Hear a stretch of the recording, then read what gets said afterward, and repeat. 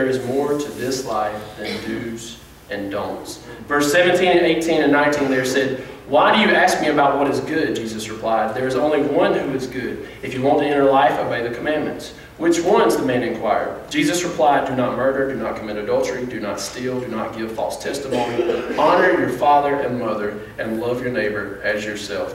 This rich young ruler, excuse me, I'm trouble talking. I get it honestly. Inherited it. You reap what you sow, people. Just remember that. This rich young ruler was obeying all the commandments. This guy is the guy, he made it to church just about every week. This guy didn't cuss. This guy didn't steal. He probably sang in the choir on Easter. He was doing all the things that he was supposed to do. He wasn't doing the things that he wasn't supposed to do. All the do's and the don'ts, he was taking care of all those things. But Jesus is trying to tell this guy that, you know, those are good. Those are things that you're supposed to do. You're supposed to do these things. But there's more to it than just that. Jeremiah 29 verses 12 through 14 says, "Then you will call upon me and come and pray to me, and I will listen to you. You will seek me and find me when you seek me with all your heart. I will be found by you, declares the Lord, and will bring you back from captivity. I will gather you from all the nations and places where I banished you, declares the Lord, and will bring you back to the place from which I carried you into exile." Being religious is not enough. This has almost become cliche. I know people say it all the time, but it is not about a religion. It is about a relationship with a Savior who has saved us, who's given us salvation, not just so that we can inherit heaven, but so that we can live a life to the full while we're here now. It's not about a religion, it's about a relationship. You know, I don't sin just because I'm not supposed to. I don't do these things because I don't want to anymore, because I don't want to go back to those old things that He set me free from. So many people, Christians even, are being held in captivity by so many different things. But God is saying to us that He's calling out, He's saying, "Come seek me with all your heart, and you will find me." I want to bring you out of this captivity to fear, to depression, to sorrow, to grief, to that sin that continually entangles you. I want to rescue you, to deliver you. He is saying that He wants, the God of the universe, the God who spoke everything into existence, He's saying that I want to have a relationship with you. This is so much more than just do's and don'ts. There is a life of clarity, of peace, and no regret. He is saying that He wants us to be consumed. The second thing, to be consumed, we must be willing to pay a price. I embarrassed my parents, I embarrassed my wife, I might as well embarrass my kids too, right? All the parents say amen. Gavin's sitting over here, he's got the video camera, don't be making noise because it'll show up on the camera, Gavin. Gavin's over here, and we've dragged him in to working out with us in the mornings before he goes to school. Now that means we have to get up an hour earlier, which is no problem for my dad because he doesn't sleep. He's a robot. I don't know. I can sleep. I can still sleep. I still don't quite comprehend the whole waking up at 5 o'clock in the morning on my own thing. It didn't happen for me. I could still sleep till 9, 10 o'clock if I wanted to, or if I allowed myself to. But we have to get up an hour early, and we work out. And Gavin has started working out with us early in the morning. So now he works out with the football team has workouts or whatever in the afternoon. But I told him, you're going to high school. He's grown that much since October, but you can grow. Nature, you're just going to grow, right? I mean, you might be 6'5", 6'6", 6'7". I hope so. But if you're 6'7" and you weigh 140 pounds, that's just going to be creepy, son. It's going to be messed up. So we got to put some weight on you. You got to start working out. So he's coming to Pops' gym. Pops' House of Pain is what we like to call it. Because you know how my daddy is. With everything else, he's that way about working out too. It can be painful at times. But the lesson or the object that I would like for all my kids to learn is, and for all of us to learn today, is that in order to accomplish goals, in order to be good at something, there are very few people. He loves football. A lot of these guys in here like football. There are very few people, a real small percentage of people that can just put on helmet and pads and just go be good at it.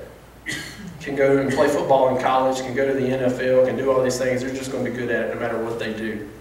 But most people, if they want to succeed at any level at that sport, are going to have to put in time and effort, and they're going to have to make some sacrifices in order to accomplish the goals that they want to accomplish. And for us, There is a price to be paid. See, he was trying to tell this rich young ruler in verse 21 and 22, Jesus answered, if you want to be perfect, go, sell your possessions and give to the poor, and you will have treasure in heaven. Then come follow me. When the young man heard this, he went away sad because he had great wealth. We see here a man who wanted the title of being a follower of Christ more than he wanted to actually be a follower of Christ. You see, he wasn't willing to pay the price. And Jesus isn't just picking on people with money here. You know, it's okay to provide for your family. It's okay to provide for your kids and your wife. What he's saying is that nothing in our lives should come before our relationship with him. There is nothing that we shouldn't be able to walk away from if he tells us if he tells us to sell everything that we have. There's nothing that we should have that should be so important that we can't do that to follow him and to further our relationship with him. Just like with working out, if you don't want to be so skinny that you got to turn sideways to get wet in the shower, you got to drink some protein, you got to get up and go work out, because it ain't going to happen on its own. What Jesus is getting at is that nothing needs to be more important to you than following him. Matthew 10, 37 through 38 says, anyone who loves his father or mother more than me is not worthy of me. Anyone who loves his son or daughter more than me is not worthy of me. And anyone who does not take his cross and follow me is not worthy of me. I read a story about King Frederick William III. That's a mouthful. That dude's got 2 first names. It was 1813, but he was a redneck. We know he was. He was a race car driver. Had to be. Frederick, I don't have a race car driver sound, does it, Danny? Frederick William. King Frederick William III of Prussia found himself in trouble. Wars had been costly, and in trying to build the nation, he was seriously short of finances. He couldn't disappoint his people, and to capitulate to the enemy was unthinkable. After careful reflection, he decided to ask the women of Prussia to bring their jewelry of gold and silver to be melted down for their country. For each ornament received, he determined to exchange a decoration of bronze or iron as a symbol of his gratitude. Each decoration will be inscribed, I gave gold for iron, 1813. The response was overwhelming. Even more important, these women prized their gifts from the king more highly than their former jewelry. The reason, of course, is clear. The decorations were proof that they had sacrificed. Listen, the decorations were proof that they had sacrificed for their king. Indeed, it became unfashionable to wear jewelry, and thus was established the order of the Iron Cross. Members wore no ornaments except a cross of iron for all to see. In order to take up the cross, sacrifices must be made. One of my favorite quotes from a movie is, no sacrifice, no victory. You see, He bankrupted heaven in order to accomplish victory for us. He gave his one and only Son so that we could have everlasting life. Jesus gave everything that he had so that we could have salvation, his body, his blood. Without sacrifice, there can be no victory. And for us to take up the cross, we have to be willing to pay the price. To be consumed by him, we have to be willing to pay the price. How dare us as followers of Christ be unwilling to pay a price in our walk with him? You know, in most cases, we're not going to have to give up our lives for our faith. There are people every single day around the world that are dying for what they believe in. That are dying for their relationship with Jesus Christ, for the cause of the cross. But we're probably not going to have to do that. But there are things in our life, nothing in our life should be more precious to us than our relationship with him. Something only has value because of the value that we place on it. Something only has value because of the value that we place on it. Think about that. You think about jewelry. Jewelry really is stupid. I mean, it is. If I'm in a plane crash, if I'm Tom Hanks, no, I'm not going to say jewelry is stupid around Valentine's Day. I'm a sweetheart. I'm going to buy you something. But jewelry's stupid, y'all. My wedding band, if I'm in a plane crash like Tom Hanks, I'm going to cast away and all I got is a volleyball and my wedding band. The volleyball ain't going to do nothing but give me somebody to talk to, apparently. And then my wedding band is not going to do anything to save my life. Now, some of y'all women with your earrings, y'all might take them out and use them for fish hooks or something.